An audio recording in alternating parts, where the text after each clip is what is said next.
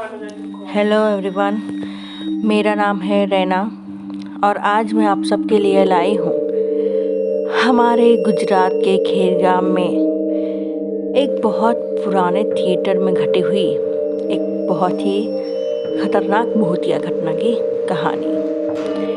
तो जैसे कि मैं इससे पहले जो शुरुआत में मेरे दादा दादी की कहानी थी उसमें मैं आपको बता चुकी हूँ कि मेरे दादा और दादी जो खेरगाम में एक थिएटर था वहाँ पे ड्राई फ्रूट का बिजनेस किया करते थे।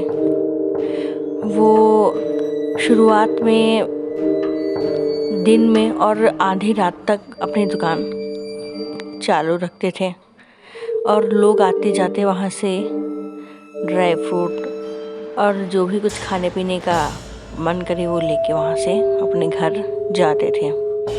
तो जो थिएटर है, ये भूतिया कहानी उसी थिएटर से जुड़ी हुई है।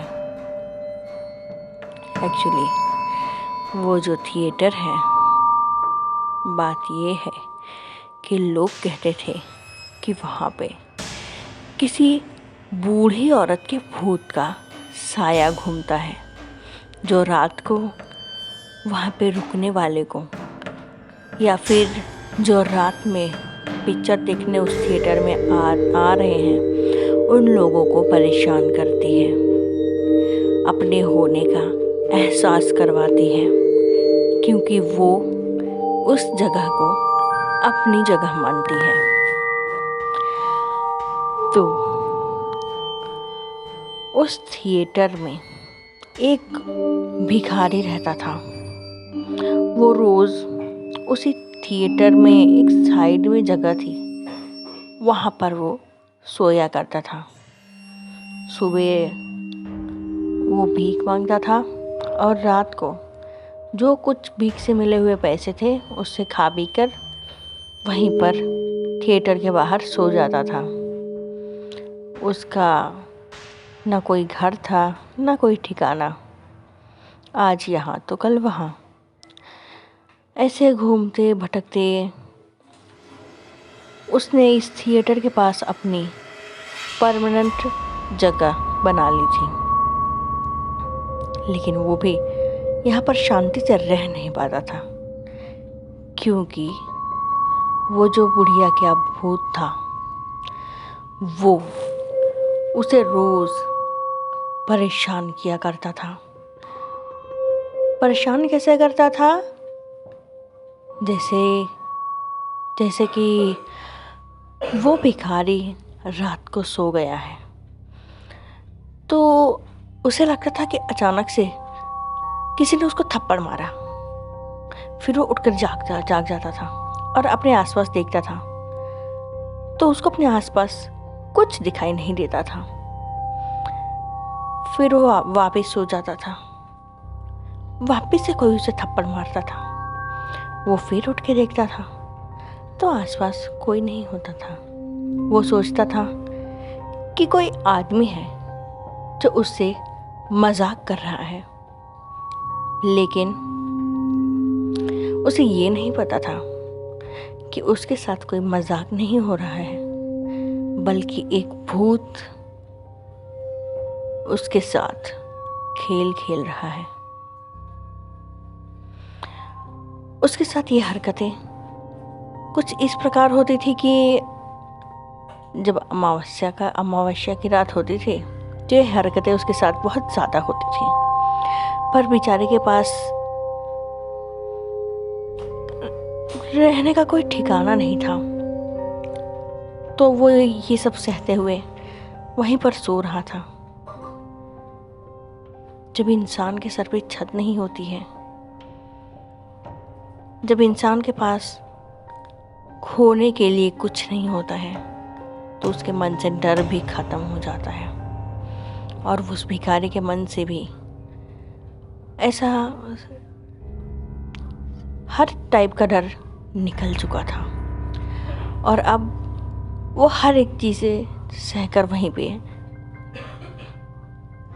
रात को सोता था। उस भिखारी को भी कहीं ना कहीं तो ये अंदाज़ा हो गया था कि उसके साथ ये सब जो चीज़ें हो रही हैं वो कोई इंसान मजाक नहीं कर रहा है, बल्कि ये किसी रूहानी ताकत ने मेरे साथ ऐसा मजाक किया है। मेरे साथ हर रात वो मुझे परेशान करने के लिए आती है। ऐसा वो आदमी समझ चुका था, लेकिन मरता क्या ना करता। आखिर एक दिन ऐसा आया जिस दिन उस बुढ़िया के भूत ने कुछ ऐसा कर दिया कि उसके बाद से भिखारी वहाँ से डर कर हमेशा के लिए भाग गया वहाँ से।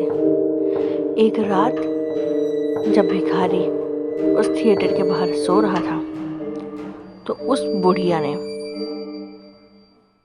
पहले उसको 2-4 थप्पड़ लगाए,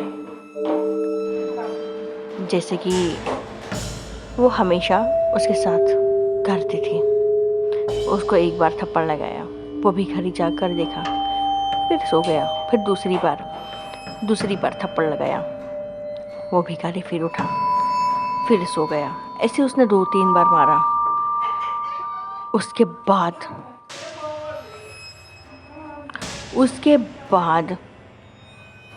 उसने अपना खेल और भी ज़्यादा खतरनाक कर दिया।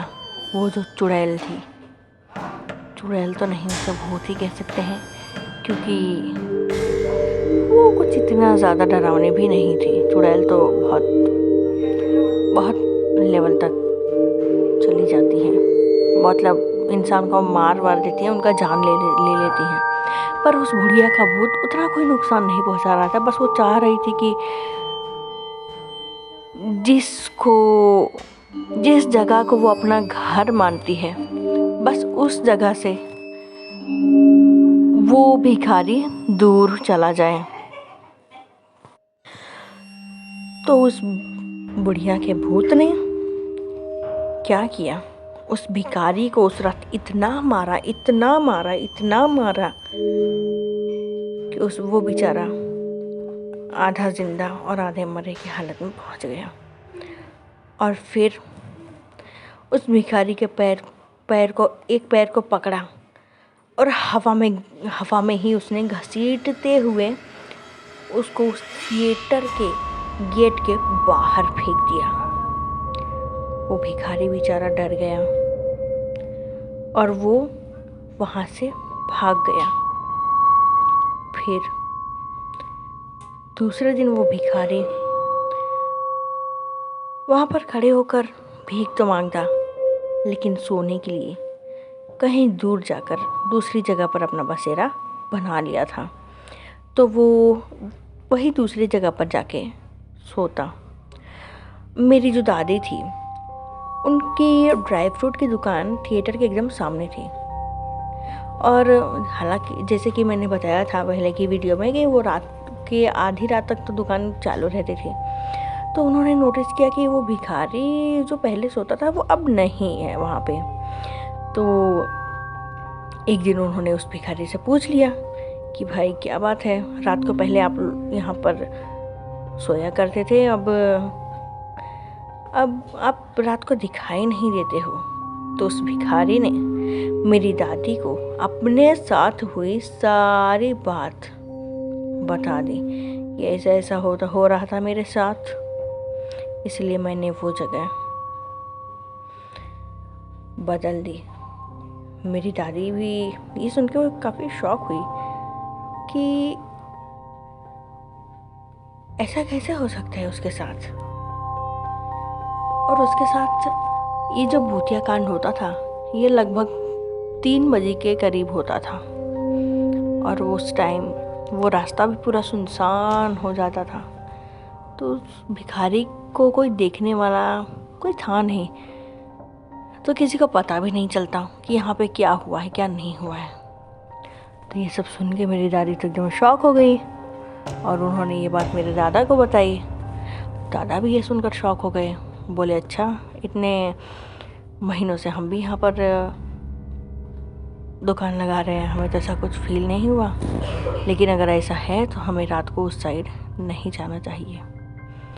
ऐसा बात किया और जो भी लोग वहाँ पे रहते वो दिन ही दिन में निकल जाते अपना काम करके, और रात को फिर वो रास्ता सुनसान हो जाता।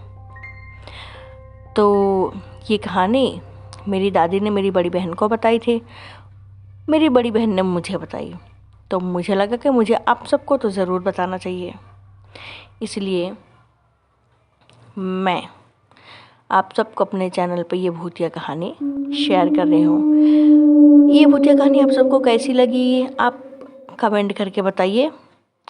वीडियो अच्छी लगी तो लाइक कीजिए और अपने दोस्तों के साथ भी शेयर कीजिए जिसे हॉरर स्टोरीज सुनना पसंद हो।